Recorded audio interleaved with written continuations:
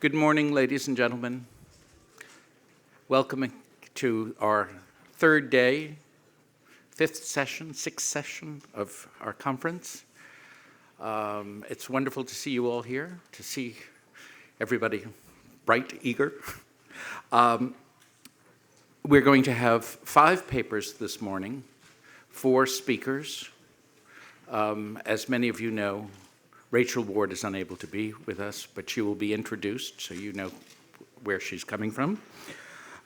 The papers, as you can tell from yesterday, we sort of hit the great watershed in the history of Islamic art, that is the Mongol conquests, and yesterday afternoon's papers crossed the divide from the pre-Mongol period with Ruba Kanan's talk to Kjeld von Folsach's paper on the Mongol textiles, and today we'll be looking at the post-Mongol period. We'll start with the Mamluks of Egypt and Syria, and then move on to the great empires of, first carpets, and then move on to the great empires of the Ottoman, Safavids, and Mughals. What else do I have to say? The book exhibit that is outside will close today at 12:15, right during lunch. And the reason for that, I am very sad to say, is that several books have been stolen already. Right. And these were brought here to show and so everybody could see them. So I know that nobody in this room is responsible. It's during the lunch hour that people just take them. But there is a list, and I would hold it up, but you'll have to imagine. It is a piece of paper that has all the names of all the books. So please take a copy of that. And you can then, you can steal and go home with, and then use to order and find the books on your own. I think that's it. So without any further ado, let me introduce Samina Iqbal, who is going to introduce the virtual Rachel Ward.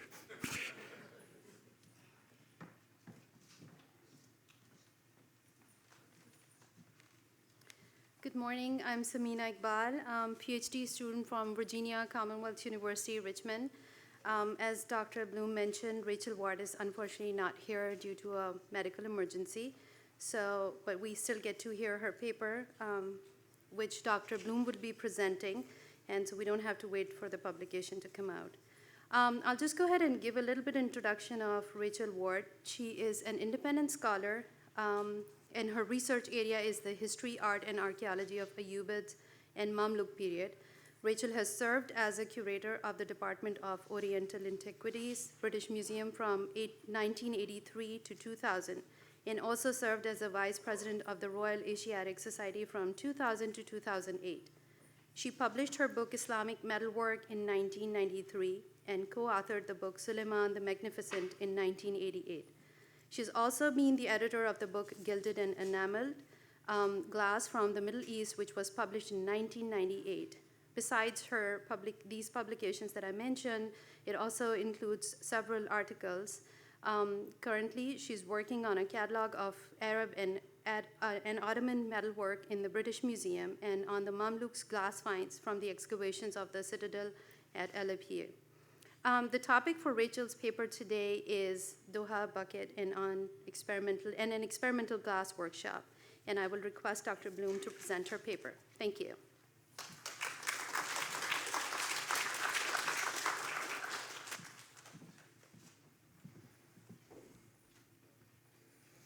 The Doha bucket, can you all hear me?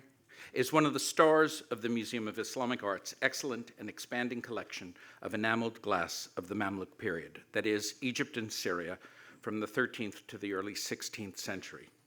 Standing 21 centimeters high, it is made of thick glass with a brownish tinge and many fine bubbles. A cursive Arabic inscription in blue enamel is set against a winding white scroll with animal head terminals in green, yellow, white, and black, and red leaves. The thick red enamel ground and border of the inscription are gilded. The inscription contains part of a Mamluk verse that also appears on 14th century metalwork.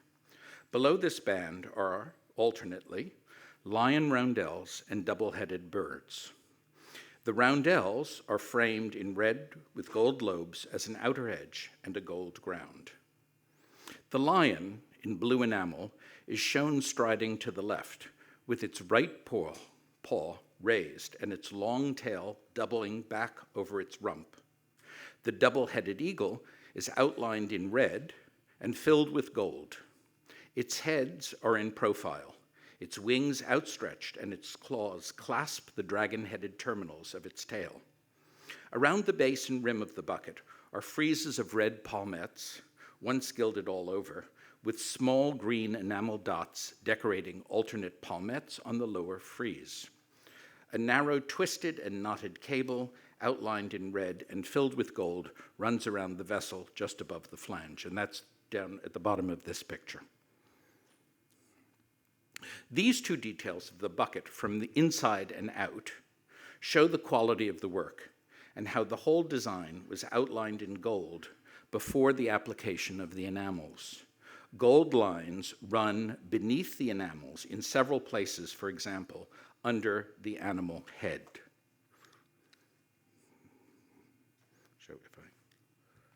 So the gold lines run under the animal head there. The bucket was first published in 1884 when it was in the Spitzer collection in Paris. At the sale of the Spitzer collection in Paris in 1893, it was acquired by Baron Alphonse de Rothschild, who had a special case made to contain the bucket and the enameled blue glass bottle, which he bought at the same sale. And this slide shows both objects in the box. Both objects remained in the possession of the Rothschild family until the sale of the collection of the late Baroness Batsheva de Rothschild at Christie's London in December 2000.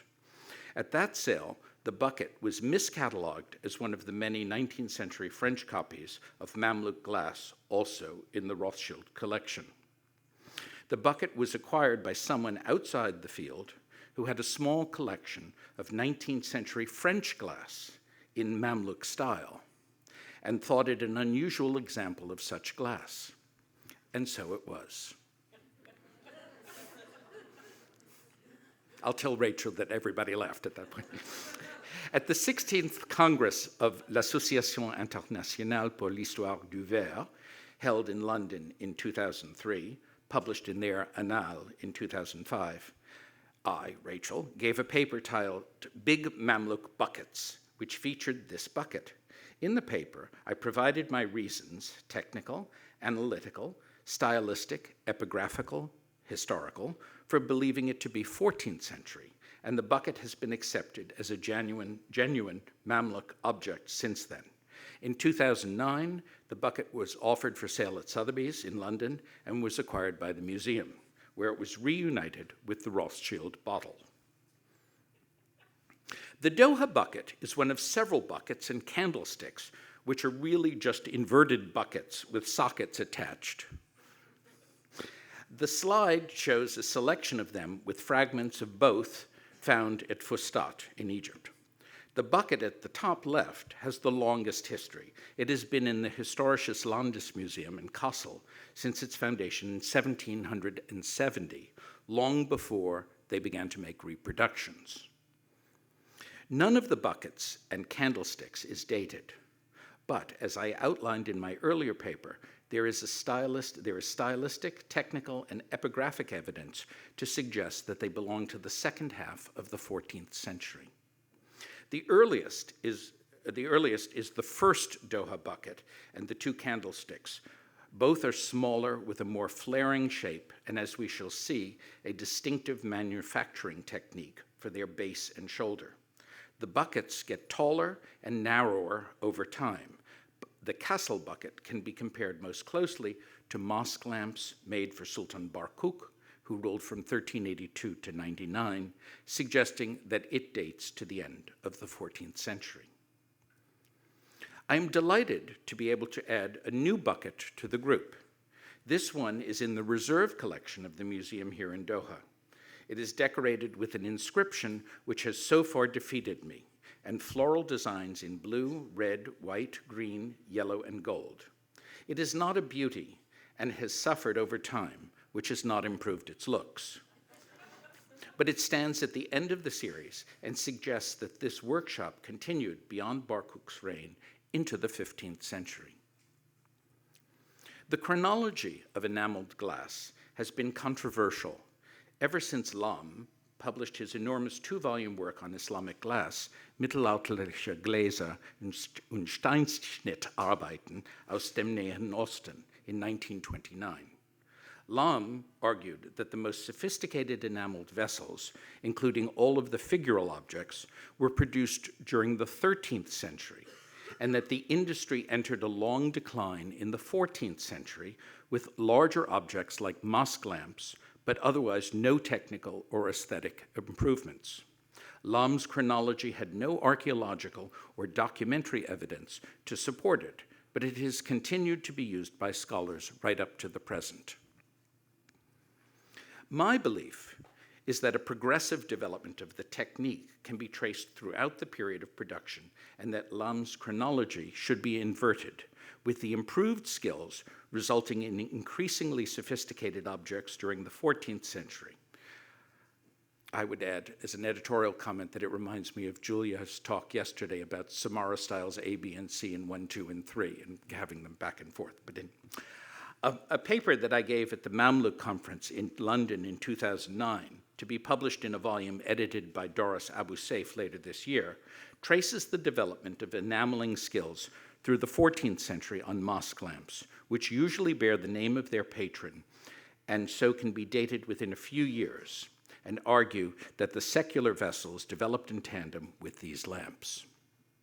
This paper will focus on technical innovations introduced in the second half of the 14th century, as seen in the group of buckets and candlesticks, and will show how such innovations can be used to help establish an alternative chronology for enameled glass.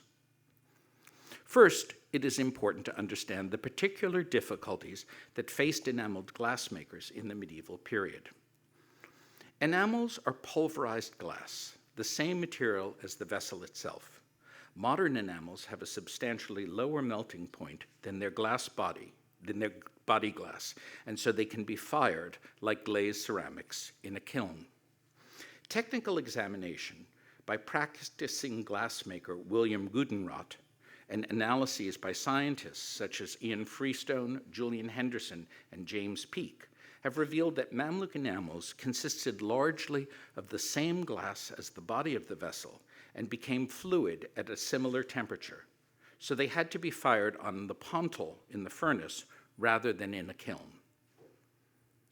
This was a skilled operation which risked the vessel softening and losing its shape before all of the enamels had melted and bonded with the surface of the glass. Indeed, many of the larger vessels are slightly askew. This lamp, made for Baybars al-Jashangir in 1309-10, is one of the earliest mosque lamps, lists to the left in the slide, and considerably more in real life. Museum photographers always turn the object to give the most flattering view. Enamels are colored by the addition of different agents which affect their melting point. Analyses suggest that red, blue, and white were hard enamels, melting at about the same temperature as the body of the vessel. Some had even higher melting points than the glass itself. Yellow and green were soft enamels, melting at much lower temperature. Despite the variation in their melting temperatures, the enamels were all fired together rather than risk multiple re-entries into the furnace. Great skill and experience were required to fire enamels with different melting points simultaneously. If too little time was allowed, the hard enamels would remain a dirty gray color or appear bubbly because the organic matter in the glass had not had sufficient time to burn off. If too much time was taken, the soft enamels overcooked or spattered. The lower detail of Baybar's lamp shows empty patches. The lower part of the word is, which I've circled in red, where the blue a hard enamel has not fused with the body glass. The upper detail of the neck of this lamp shows how the red and white, the hard enamels, have fused well, but the green and yellow, the soft enamels, have been blasted by too much direct heat. Enamels on the lower body of the mosque lamps were the most difficult to fire because the glass surface faced out towards the glassmaker and so received little direct heat. Baibars's lamp has limited enamel decoration of this area to spots of red, has limited the decoration in this area to spots of red enamel, the grapes on the gilded vine scroll. However, even these tiny bits of enamel have not fired properly and are a dirty gray color. Baibars's lamp was a royal commission, and so the glassmakers were certainly pushing the boundaries of their skill. But these faults suggest that enameling was still at a relatively tentative stage. It is not until the middle of the 14th century that you see large lamps covered all over, including the lower surface, with well-fused enamels with a variety of melting points. But the priority for mosque lamps was size. They were hung too high for close inspection. Experimentation and innovation is more often seen in other vessels made to be handled and seen close up. Let us now look at some of these innovations seen on the two Doha buckets and the Eumorphopolis and Corning candlesticks. The Corning candlestick, which stands just over 22 centimeters high, is thickly covered with enamels, both hard and soft, and all successfully fused. The geometric decoration is inspired by 14th century Mamluk Quran manuscripts, and there are anonymous royal titles inscribed in gold and an arabesque scroll around the base. These last two features, magnified in the upper detail, represent two solutions to a particular problem for enamelers: how to achieve a colored ground behind a gold inscription or motif. The arabesque scroll has blue enamel carefully placed around the gold. But this was a painstaking operation, and it was impossible to achieve absolute accuracy. As you can see, the enameler has added red lines to sharpen the design. An alternative solution was used for the gold inscription and for the enameled and gilded inscription on the candlestick fragment in Berlin that's pictured below on the right. Enamel has been applied inside the glass, behind the inscriptions, allowing the calligrapher to write freely in a loose and busy style that would have been impossible to outline successfully with thick enamel. Of course, enamels within a vessel received no direct heat as the glass was between them and the furnace. And so this solution was only possible after the enamelers learned how to lower the melting point of these enamels. As Ian Freestone has revealed in his analyses, this was done by the addition of 35 to 45% of lead into the mix. We can date the introduction of this technique to the 1340s, which is when it first appears in the decoration of mosque lamps. The lamp for Tughay Timur, made between 1342 and 1345, probably for his Khanqa, finished in 1345, is the earliest dated example. It has red bands around the neck and the foot, bright green medallions on the lower body behind the gold designs drawn on the front of the glass. These have only survived as shadows. This labor-saving technique became very popular and appears on many later mosque lamps. Red and green roundels are painted within the mosque lamp made for Barkuk in the Doha Museum. Such an easy labor-saving technique is likely to have spread through the enameled glass industry very fast, and so any vessel with this technique can be dated to the 1340s or later. For example, the two beakers in Baltimore, with figural and architectural scenes, are traditionally attributed to the 13th century, but the presence of high lead red enamel, painted within both vessels to offset the gold designs on the exterior, these have almost disappeared, suggest that they date to the 1340s or later. Understanding how lead could reduce the melting point of enamels lies behind another innovation. the use of a thick impasto enamel modeled to give a relief effect and then gilded. The Doha bucket uses this technique for the palmettes around the base and rim, the frames of the decoration, and background to the inscription. I do not have analyses of this impasto enamel on the Doha bucket, but analyses from other objects reveal it to be rich in lead, 50% on one object, which explains how such thick enamels fused in the same time as other, thinner enamels. An even more dramatic use of this technique can be seen on these two fragments from Fustat in Berlin. You can see that the impasto enamel of the animal on the left and the figure on the right have both been modeled before gilding, perhaps in imitation of repoussé gold vessels.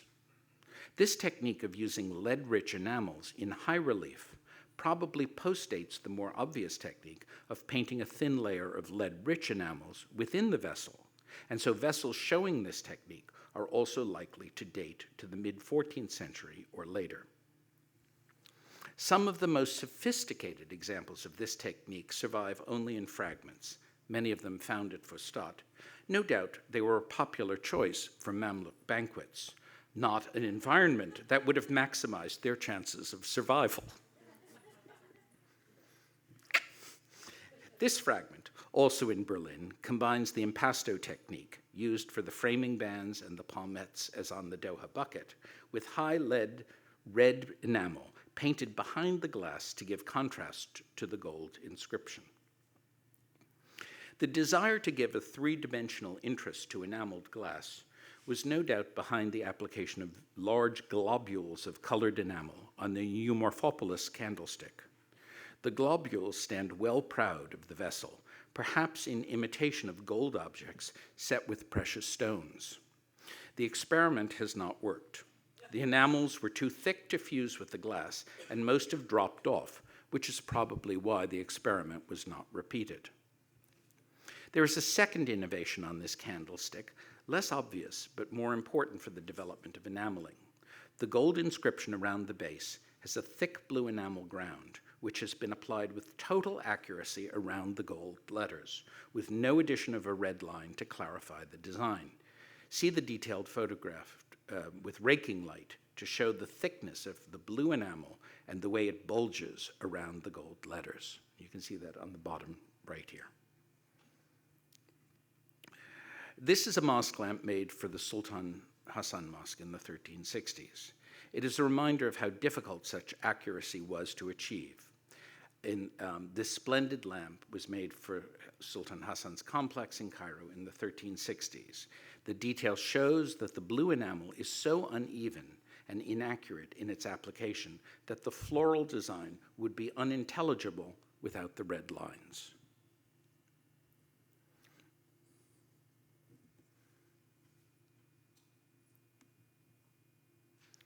The slides show my photograph of the exterior and interior of the inscription on the Eumorphopolis candlestick with light behind. I have flipped the interior view, which is on the bottom, for easier comparison because obviously the script should be back to front. The accuracy with which the thick blue enamel outlines the gold script, even the smallest diacritical points, is striking. Close inspection of the edges of all the letters reveal a hairline crack where blue enamel abuts the gold script. Visible in the image is a sort of halo of light. This crack is not present at the top or bottom of the band of blue enamel, which suggests to me that something resistant was mixed with the gold of the inscription or applied on top of it to hold back the enamel, perhaps an oil or waxy product, which burned off during the second firing.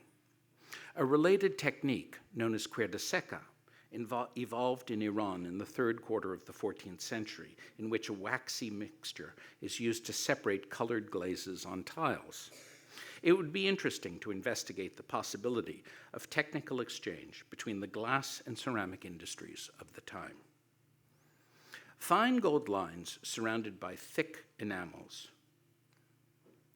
are not seen on datable glass vessels earlier than the lamps made for Sultan Barkuk, probably for his funerary complex in Cairo, completed in 1386, which provides an approximate date for the introduction of the technique. These two photos of the inside and outside of a lamp made for Barkuk in the Doha Museum show a thin floral scroll in gold with a thick blue enamel surround. You can see the bulging blue enamel as it is held back. Again, this time-saving innovation can help us date vessels traditionally dated to the 13th century, such as the little Rothschild tankard with horsemen, one of the finest examples of enamel decoration. There is a full range of enamel colors, including some not seen before the end of the 14th century, such as the maroon trim to the tunic of the horseman on the left, or the black boots of the horseman on the right, and the enamels are uniformly smooth and well fused. The feature I want you to notice is the fine gold line used to delineate the horses and their manes, which must have been protected by the repellent used on the Corning candlestick and Barkuk mosque lamp. And I just point out right there. Incidentally, this vessel has been analyzed by Julian Henderson, and it is interesting that the yellow and green enamels have been purposely hardened by halving the levels of lead and doubling that of silica to bring their melting point closer to other enamels. This would have helped the glassmaker when firing such large areas of different colored enamels. Analyses of the yellow and green enamels on the Cavour vase in the Doha Museum and two fragments in the Ashmolean, all of them likely to date from the last quarter of the 14th century, suggest that this was a general development, but more analyses are needed to confirm this. The final innovation that I am going to describe today is represented by the second Doha bucket. A distinguishing feature of most Mamluk enameled beakers and buckets is the addition of a glass pad to the base. The detail of the beaker in the lower right shows how the application of the glass pad results in a distinctive domed interior with the apex of the dome, part of the inner wall of the vessel, coming down to join with the center of the outer pad of the glass. The pad was probably intended to reinforce the base where the pontil was reattached for firing the enamels. The earlier Doha bucket and the two candlesticks discussed above all have this additional pad of glass. Obviously, the pad is attached to the top of the candlesticks, but it serves the same function. Later beakers and buckets datable to the last quarter of the 14th century or 15th century, including the second Doha bucket and the beaker in the Berlin Museum with high lead enamel decoration, both shown in the slide, do not have this pad of glass. The base is a single layer of glass that rises to a tall kick, and its outer edge is protected from knocks by the age-old method of pinching it or trailing a thread of glass around it. Perhaps the later glassmakers were just more confident. Alternatively, this innovation might indicate that sufficient difference between the melting points of the body glass and enamels had been achieved that the glassmaker no longer feared that the softened vessel would be torn from the pontil. I have noticed a trend towards higher silica in the body glass of later vessels, which would support this, but more analyses are needed to confirm it. Whatever the reason that the pad was dispensed with, its presence or not can help in dating enameled glass vessels. The workshop that produced the glass buckets, the buckets and candlesticks discussed in this paper, was working at the forefront of technical developments in enameled glass. These objects show that the enameled glass industry was certainly not in decline in the second half of the 14th century. On the contrary, it was still experimenting with technology in order to achieve more successful results. Furthermore, innovations introduced during this period can be used to identify contemporary vessels, perhaps made in the same workshop. These include many of the vessels decorated with figural scenes that have traditionally been attributed to the 13th century. The Doha bucket is, therefore, a key piece for discussing the technological and stylistic innovations in the medieval glass industry and demonstrates how art can show us that what was once seen as a period of decline may, in fact, have been one of innovation. Thank you.